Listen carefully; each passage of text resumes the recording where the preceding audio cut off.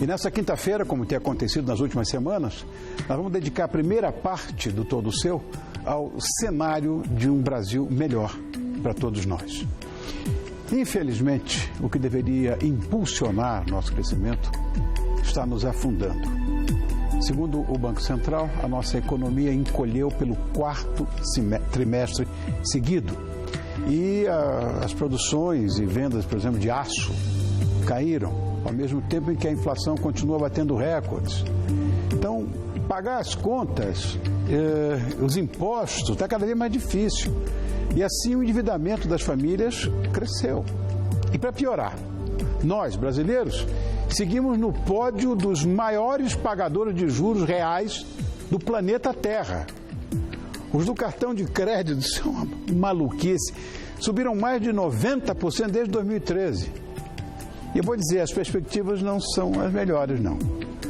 Ainda que mais de 9 milhões, vou repetir, 9 milhões de pessoas estejam procurando emprego, o desemprego voltou a subir no último trimestre no Brasil e chegou a 8,9%. A maior taxa registrada desde 2012. E as demissões continuam. Quer dizer, o final de ano está aí. E ainda esperamos por respostas e medidas eficazes que inspiram algum otimismo às nossas preocupações financeiras. Bom, está no ar o nosso debate em 20 minutos.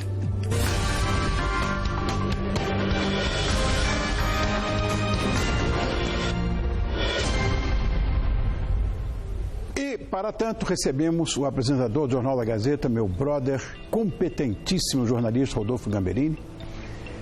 Aqui está. E essa coisa mais linda, que não precisava nem ser comentarista do nosso Jornal da Gazeta, que é Denise Campos de Toledo. Obrigado, meu amor. Amém. Você está ficando insuportavelmente bonita cada dia que passa. E vão fazer suas observações sobre os esclarecimentos trazidos pelo professor e economista especializado na State University of New York, que é o Tarcísio de Souza Santos. Boa noite a todos, muito obrigado por ter vindo. E uma coisa que eu achei, nos conhecemos agora, professor do meu filho. Tá vendo? Olha que coisa impecável, né? Bom, eu ainda está correndo o tempo, ainda tem tempinho aqui, porque só quando eu disser 20 minutos é que começa. Para mesmo, nos 20 minutos. Bom, então eu quero lembrar, é no relógio, a gente sabe, eu queria lembrar que o nosso encontro leva 20 minutos cravado, vocês dois já sabem, e a partir de agora, pode começar a marcar. Bom, vou começar com o professor. Na década de 80 para cá, o Brasil teve uma performance, vamos dizer, horrorosa no que diz respeito ao seu crescimento industrial. E isso afeta muito a nossa economia, claro. Mas por qual motivo as nossas indústrias estão sendo deixadas de lado, muitas inclusive sucateadas, outras indo para o Paraguai? Meu Deus do céu, o que está acontecendo? Olha, eu acho que, em primeiro lugar, o que você teve foi o fim de um programa de aperfeiçoamento da estrutura industrial, né? Então, a empresa industrial brasileira parou no tempo. E, na medida em que ela parou no tempo, evidentemente, ela perdeu competitividade, né? Você soma a isso políticas cambiais que foram extremamente danosas para as exportações brasileiras. E você soma a isso uma política educacional que não se preocupou em formar a mão de obra mais qualificada, você tem o resultado ou a causa do problema, né? Quer dizer, a indústria brasileira de hoje, ela voltou para trás. Ela tem um peso que tinha, provavelmente, ao redor do final dos anos 60, começo dos anos 70. Uau. Quer dizer, o que eu estou dizendo é o seguinte: ela diminuiu tanto que a produção total vis-à-vis a situação do PIB, ela diminuiu para trás, ela foi para trás, não tem remédio, né? O que é pior, ela está decrescendo esse ano 7%. Isso significa que o desemprego, né, que você estava falando com toda razão, ele vem aí a cavalo, né? Nós vamos ter, provavelmente, no final do ano, 1.200.000 pessoas que terão perdido o emprego ao longo de 2015. Professor, uma política como a nossa atual, uma política econômica recessiva, de juros altíssimos, de que provocam desemprego, provocam N problemas, inclusive para a indústria. Qual é a perspectiva? A indústria é de piorar. Rodolfo, o problema fundamental é o seguinte, nós estamos numa política recessiva, a política não está errada. O que está errado é que não está havendo uma ação consistente do governo para fazer com que isso aconteça um ajuste rápido e em curto prazo. Repare, na realidade, qual é o remédio quando você tem inflação? O remédio é aumentar a taxa de juro para diminuir o volume de compras e a economia enxugar. O problema é que você tem umas contas públicas completamente estouradas. E como elas estão completamente estouradas e o governo não para de gastar, né, o que aconteceu? Com a recessão, a arrecadação do governo está diminuindo, porque evidentemente não tem faturamento, né, e por outro lado, a situação do gasto não diminuiu. Então o buraco das contas públicas, que o Rony estava falando no início do programa, está aumentando. Mas, professor, na verdade, a gente vive essa situação hoje como reflexo de toda uma política equivocada de vários anos, que estimulou o consumo, aí, como o Rony colocou, deixou a indústria de lado, então deixou o brasileiro feliz porque ele poderia comprar muito, mas se não tinha o suficiente de produção doméstica, vinha um importado mais barato, e aí foi sufocando mais a indústria, criou um nível de endividamento, acabou gerando a inflação, aí o governo tentou segurar artificialmente a inflação e agora tenta corrigir tudo de uma vez, né? E o governo foi estimulando mais e mais o consumo, jogando dinheiro na economia. Então, eu vejo uma situação aí muito difícil de ser corrigida em todos os seus aspectos de uma vez só. E é o que o governo vem tentando. E sem apoio político. Então, aí tem esse complicador da política que atrapalha tudo. É um problema maior. O problema maior é que está crescendo, né? Então, eu não vejo uma solução de médio prazo para o Brasil. Eu acho que nós temos duas alternativas. Uma, se o governo parar de praticar a falta de política que ele tem, eu acho que é um problema para ser resolvido, sei lá, num horizonte de 1 ano e meio, 2 anos. Daí que começa a melhorar. Se o governo continuar insistindo nessa situação, que é uma situação de desgoverno, né, porque ninguém resolve nada, não adianta ficar falando, tem que fazer. Então, o que acontece? Provavelmente essa crise vai demorar muito mais para sair, né? Na realidade, eu concordo com você, Denis, nós tivemos uma situação muito desagradável, porque em 2011, quando a crise ficou mais ou menos debelada e chegou a vez do Brasil crescer, que a gente dizia, agora é nossa vez, não sei o quê, quando chegar na Copa do Mundo, a gente vai ser não sei o quê, a quarta economia do mundo, aquela coisa, aquela bobajada toda. Naquele momento, né, era hora de botar o pé no chão e parar de fazer crédito abundante, parar de fazer dólar fraco e real forte, parar de fazer todo o conjunto de subsídios que o governo deu. O que aconteceu? Como a situação era relativamente boa, para deteriorar demorou. Então, passou 12, não foi bom. 13 foi um pouco pior. 14 foi bem pior. E 15 a casa caiu, né? Mas na realidade começou lá atrás. Professor, agora, por que se escolhem políticas erradas, políticas econômicas erradas? Isso é resultado de visões políticas não econômicas, de visões de política maior que a política econômica. Concordo com você. Sem dúvida. São visões diferentes, políticas ideológicas. Na realidade, veja, quando você passou pela crise de 2008, qual era o remédio e qual é o remédio universal da teoria econômica para situações de crise como a de 2008, que era uma crise recessiva mundial? É o remédio keynesiano. Quer dizer, você enfia crédito, você abaixa os juros, você estimula as compras, né, e você faz com que a economia devagarzinho comece a subir. Bom, mas isso desde 1930, quando o Keynes foi o sujeito que inventou a ideia do New Deal nos Estados Unidos, todo mundo sabe que na hora que a coisa começa a andar, você tem que tirar o pé do acelerador e tem que voltar para uma política mais conservadora, uma política menos populista, porque você precisa levantar o custo do dinheiro um pouquinho, você precisa cortar suas despesas, você precisa fazer com que o equilíbrio venha naturalmente. O que o governo fez? Exatamente o contrário. Mas aí teve um outro fator que eu acho que pesou muito e atrapalhou uma trajetória de correção, porque o momento pior, quando a economia começou a piorar mesmo, foi o ano de eleições. Sim, e aí não vamos E aí deixar eles piorar. abriram a porteira mesmo para gasto público, para estimular programas sociais, porque talvez tivesse ocorrido algumas correções do ano passado sem as eleições. A gente teve aumento de gasolina em seguida. A gente teve aumento de juros também na sequência, mas aí teve o fator político para tentar sustentar artificialmente. Aí foi um erro lembrar total. uma coisa, na linha da sua argumentação, a história da energia elétrica. Quer dizer, veja, parou de chover. Bom, isso o governo não tem culpa. São Pedro resolveu que não ia chover. Tá bom. Então você tem que ligar a termoelétrica, mas a termoelétrica custa mais caro. Se a termoelétrica custa mais caro, você tem que aumentar o preço da energia. Mas como era ano de eleição, não aumentou o preço da energia. Pelo contrário. Pelo contrário. E aí o que aconteceu? Se deu uma pancada de 50% a 80% no preço da energia no começo de 15%. E aí o coitado do camarada de classe média emergente, que estava começando a tirar a cabeça de dentro d'água e sentir o gosto de levar uma vida melhor, tem que pagar uma conta de energia 80% mais cara. Não há quem aguente. Claro que não. E a Argentina, professor? A Argentina é a boa notícia. A Argentina, na minha opinião, é a boa notícia. É a boa notícia da semana, né?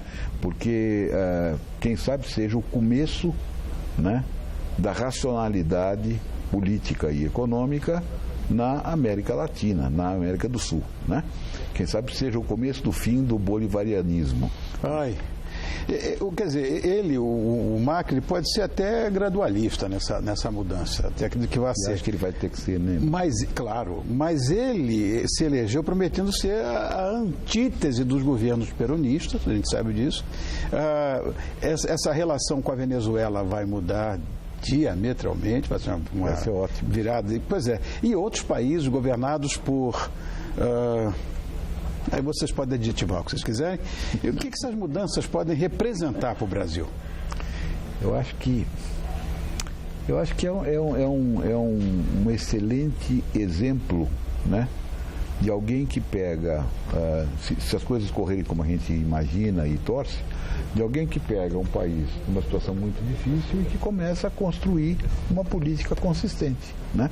Porque as declarações dele são muito favoráveis. Sem dúvida. Vamos ver o que acontece. Mas eu vejo efeitos meio contraditórios para o Brasil, efeitos possíveis. De um lado, ele pode fortalecer o Mercosul, que ele tem essa ideia de expandir o bloco, de obter mais resultado comercial.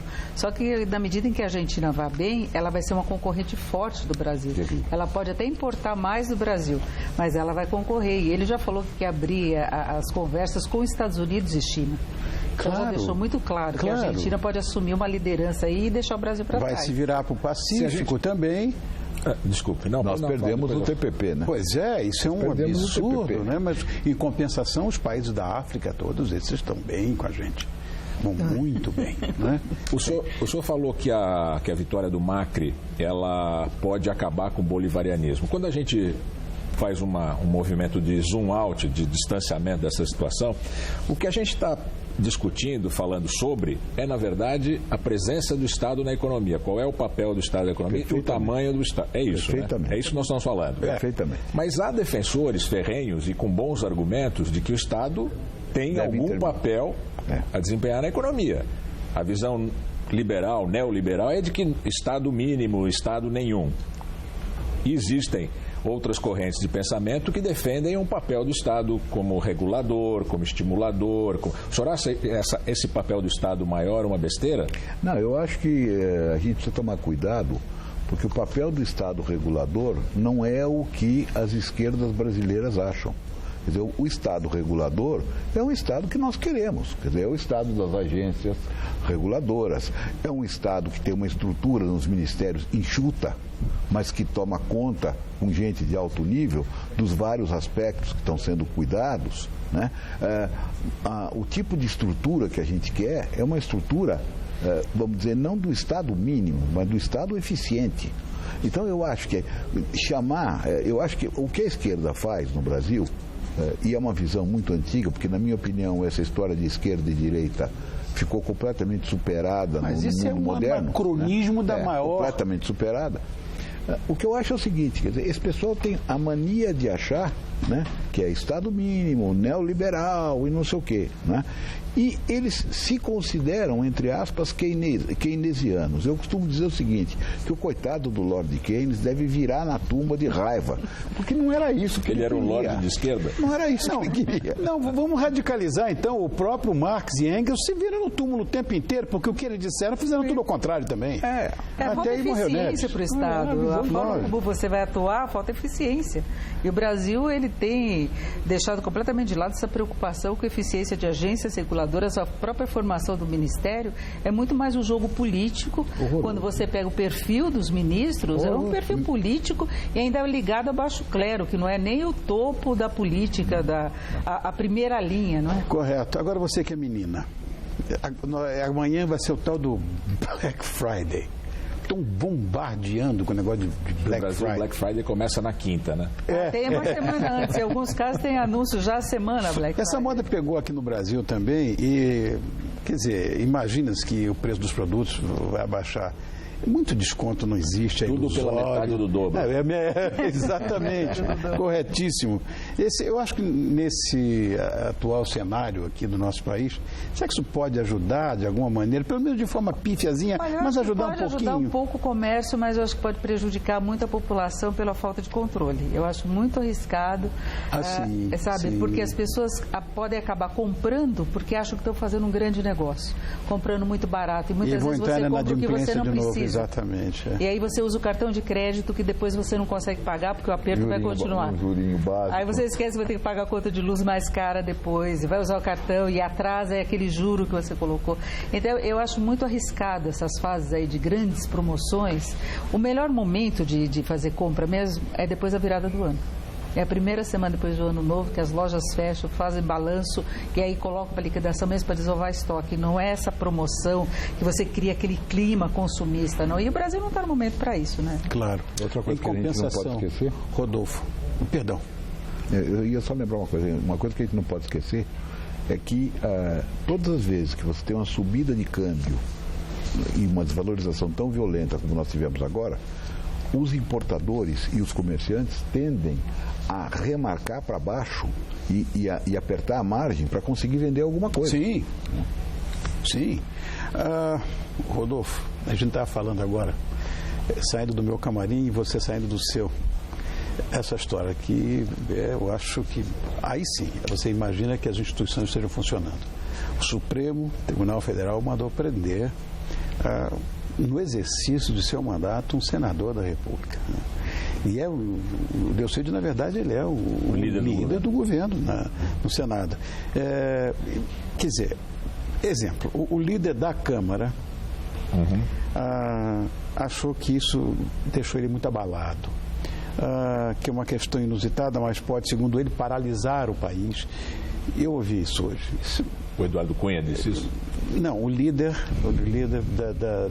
do partido na o líder Câmara. Do PT na Câmara, tá. O que você tem a dizer sobre isso aí?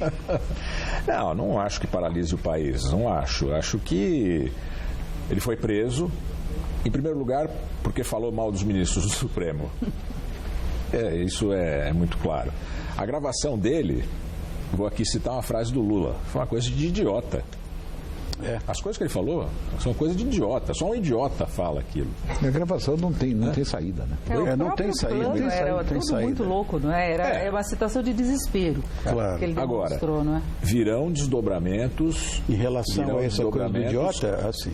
Me parece, pelo que tem naquela gravação do Delcídio do Amaral, o PT não é o único partido grande que está envolvido. Os nomes que estão surgiu o nome do Zé Serra. Surgiu Alstom, tem citação da Alstom, que é fornecedora dos trens do metrô de São Paulo, na gravação do Delcídio do Amaral. As coisas, o noticiário a semana que vem vai estar... entre os políticos mesmo, não para por aí. Agora eu vejo a possibilidade de uma paralisia maior do Congresso, que já não vinha caminhando e que atrapalha a economia. Muito. Que pode criar uma situação aí muito difícil, porque tem uma situação também de tentarem encurralar a presidente Dilma. De você não aprovar, por exemplo, a revisão da meta fiscal, e aí ela pode ficar sujeita a um processo de impeachment no ano que vem por conta disso. Porque o Congresso tem que aprovar o déficit que vai ter nas contas públicas. Então você cria uma situação de fato para a abertura do processo de impeachment, mas o país perde. Ele corre o risco de um rebaixamento, de perda de investimentos estrangeiros, de fluxo de investimento. A credibilidade fica a zero. É um país com crise política e econômica. Quanto tempo? Nossa, 2 minutos. Olha como passa rápido, né? Eu ia falar dessa história do aumento de impostos, que a gente não tem mais como pagar. Essas indústrias todas estão indo para fora, porque não aguentam a carga perversa tributária desse país, que você pega, é um confisco. Você dá o seu dinheiro para alguma coisa que não vem para você. Então, sei lá se isso resolve ou não resolve, mas queria que vocês fizessem uma consideração final, começando com o professor, coitado, que ele está aqui esperando há tanto tempo. Não. Veja, na minha opinião, o que você tem é efetivamente uma situação muito, muito difícil no curto prazo. Acho que o Delcy vai fazer falta para o governo no sentido da articulação no Congresso, porque ele tem capacidade de conversar, né? Tinha, não tem mais. E acho que vai ser muito difícil resolver essas questões que a Denise estava colocando com muita propriedade da lei de responsabilidade fiscal em relação à meta inflacionária. Acho que isso cria uma situação de, vamos dizer, mais do mesmo. Nós passamos o ano inteiro com o governo parado e agora está mais parado ainda. Fala, Dê. É o risco de nós termos 2016 também perdido, né? Eu espero que venha uma solução política, seja qual for, mas uma solução rápida que garanta pelo menos uma condição de você recomeçar, de você vir com um projeto para valer de ajuste da economia, que não seja essa coisa assim de tapar buraco e vamos lançar CPMF, vamos repatriar recursos, essa coisa que a gente sabe que não é consistente, tem que ter um governo forte para fazer reformas. Então que venha uma solução política, seja qual for. É a sua ideia também? Não, eu discordo da Denise quando ela fala que a solução seja qual for. Eu sou um legalista, acho que a presidente... Não estou falando pela ilegalidade. Não, veja. Eu acho que precisa haver motivos constitucionais para um processo de impeachment. Me parece que não há. E até agora não se conseguiu avançar nesse processo. O que eu acho que deve acontecer, espero que aconteça, é que os nossos representantes, aquele em quem você votou, em quem o professor votou, o Rony votou e eu votei, pensem no Brasil mais do que pensar na sua vida política, na sua sobrevivência política. E parem, por exemplo, de cercar a presidente Dilma, foi você que citou, né, que ela está sendo encurralada, e percebam, houve uma eleição, venceu um candidato, tem uma política econômica e a oposição deve se manter no nível constitucional e no nível, não gosto da palavra patriótica, mas no nível que mantenha o Brasil funcionando. Posso só completar? Beleza? Não deu. Mas são 20 minutos, o relógio rodou, não tem. Eu quero agradecer muito a participação do meu querido amigo Rodolfo Gamberini, esse brilhante jornalista, que é apresentador do Jornal da Gazeta, da minha xará. Eu chamo ela de xará porque se eu nascesse mulher ia ser Denise. Então, a minha querida, também amiga Denise Campos de Toledo, brilhante economista, e faz aqui a nossa página de economia do nosso jornal também, e do professor do meu filho e grande economista, Tarcísio de Souza Santos. Quinta-feira tem mais 20 minutos num debate a favor do nosso país. Um beijo e até lá.